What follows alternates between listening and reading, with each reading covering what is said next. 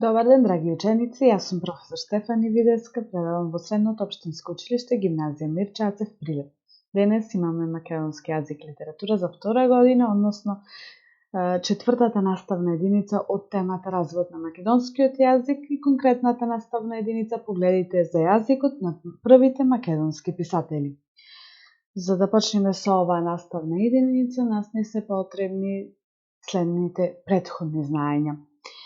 Тоа се почеток, односно кога беше почетокот на писмената употреба на македонскиот јазик и како се развиваше истојот, функцијата на народниот јазик и дамаскинарската литература. Значи, за почетокот на писмената употреба на македонскиот јазик, тука е важно да кажеме дека македонскиот јазик почна да се употребува како народен јазик во народната верзија, со тоа што го истиснуваше старословенскиот писмен јазик на местата каде што писателите ги даваа своите литературни описи.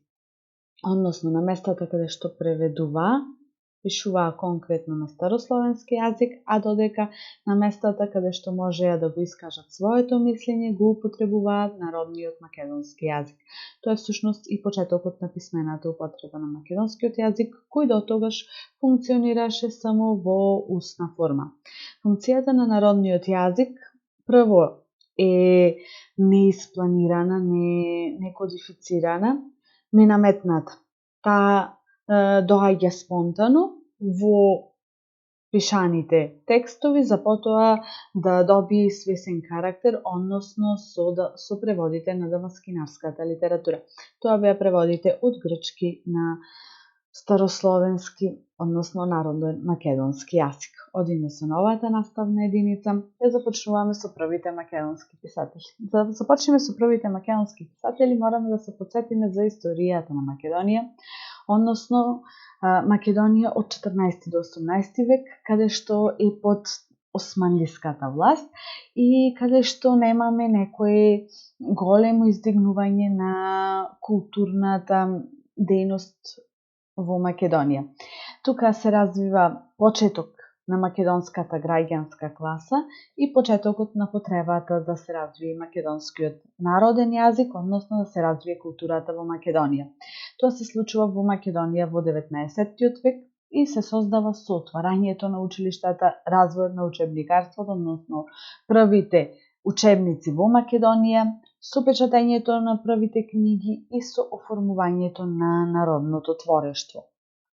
Македонските писатели, кои што ги имаме како први македонски писатели, се неколку. Јоаким Крчовски, Кирил Пејчиновиќ, Теодор Синајцки и Јордан Хаџи Константинов Џинот. Прв ни е Јоаким Крчовски, кој е всушност почеток на македонската литература на народен јазик. Неговите дела се испишани со североисточни и западни македонски говори и неговите дела се создадени во 18 и 19 век. Значи, многу податоци за неговиот живот, за неговото потекло и биографски податоци воопшто немаме, но знаеме дека неговото дело Слово и сказание заради умирение е всушност првата книга на македонски народен јазик. Ова треба да го запомниме. Слово и сказано е заради умирание. Прва книга на македонски јазик. Таа е испечатена во 1814 година во печатницата во Будин. Ова е грчка печатница која за прв пат добива кирилски букви. Ја печати анонимно, односно не го остава својот потпис врз книгата. Тоа е книга од 46 страници и во неја и таа е составена од проповеди. Овие проповеди се токму наменети за христијаните, односно да го доближат христијанството до христијаните. Неговата втора книга од вкупно 5 е Повест ради страшного и второго пришествие Христово.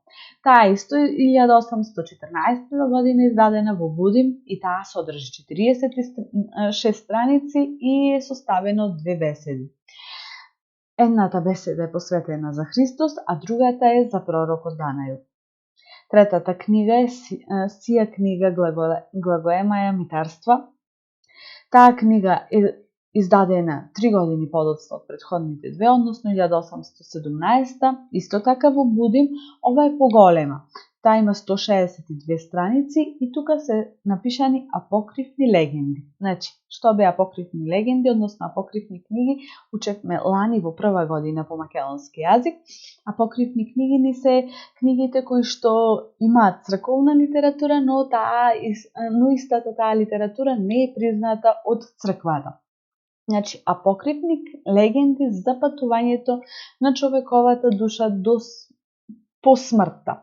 Значи, откако ќе умре човекот, каде оди неговата душа. Важна ни е оваа книга токму за понатамошните учења по македонски јазик, односно за периодот Ренесанса и за делото Божествена комедија на Данте Алигиери. И тој всушност дава патување на човековата душа. Не по смртта, ќе видите зашто се работи конкретно таму, туку како човекот се движи низ пеколот, чистилиштето и рајот. А овде е патувањето на човековата душа по смртта. Крчовски ни кажува дека човекот треба да помини 20 митници, односно 20 царински станици, за да стигне до рајот. Четвртата книга е Чудеса при Светија Богородица и оваа книга е издадена 1817 во Будим. И петтата книга е наречена Различни поучителни наставлjenија. Значи, оваа книга е издадена последна 1819 година во Будим.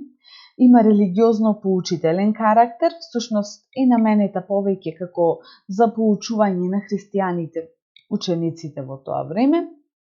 И во истата оваа книга го имаме текстот Слово заради завист. Понатаму го имаме Кирил Печињовик како следен од првите македонски писатели. Тој е роден во 1871 година во село Теарце, Тетовско. Тој е верски просветител, односно христијански просветител, пишувал на народен јазик и го употребувал тетовскиот говор. Тоа доаѓа напоредно од неговото родно место. Се потпишувал како игумен недостојник. Тој е должен за отворањето на 2 црковни училишта и многу ученици се заслужни за неговото дело и неговото остварување. Тој има 3 дела напишано. Првото е Огледало. Тоа е издадено во 1816 година во Будим, значи истото место, истата печатница каде што издаваше Кирил, односно Јоаким Крчовски. Значи, тука е делото, односно текстот Слово за празниците, потоа Утешением грешни. Тоа е издадено 1831, односно напишано 1831, но немало кој да го испечати. Па така во 1840 година е испечатено во првата македонска печатница, односно печатницата на Теодосиј Синаицки. За ова дело имаме и предговор, кој што исто така го пишува Теодосиј Синаицки. И третото негово дело е Житие кнез Лазар, кое што останало во ракопис и е хагиографско дело, односно како житие или биографија, како што полесно ги кажуваме хагиографските дела. Одиме понатаму, тука ни е Теодосиј Синаицки. Тој е роден во Дојран под името Теохар, но потоа откако се замонашил на полуостровот Синај, тој го добива своето име Теодоси и остварува доста обемна и богата книжевна и печатарска дејност за тој период. Значи, во 1837 кон 38 ја отвора првата македонска печатница. Истата е отворена во Солун. Потоа, 1840 година, прв пат избива пожар во печатницата, за вториот пожар да се случи во 1844 година и тогаш и печатницата да престане со работа. Во оваа печатница се издадени 5 дела. Првото е буквар сутрински молитви од Антоли Зографски. Значи, религиски карактер, христијанско дело, утрински молитви, самото дело кажува се за себе. Второто дело ни е краток опис на 20 светогорски манастири. Ова дело е издадено од Даскалот Камче и всушност представува некаков прв туристички водич кој што ги опишува тие 20 светогорски манастири. Третото дело ни е службата на евреите и сите нивни злодела. Ова всушност не е авторска книга, туку ни е преведена книга од грчки или романски јазик и преводот го направиле прилепските учители Ѓорги Самуркаш и Натанаил Стојановиќ.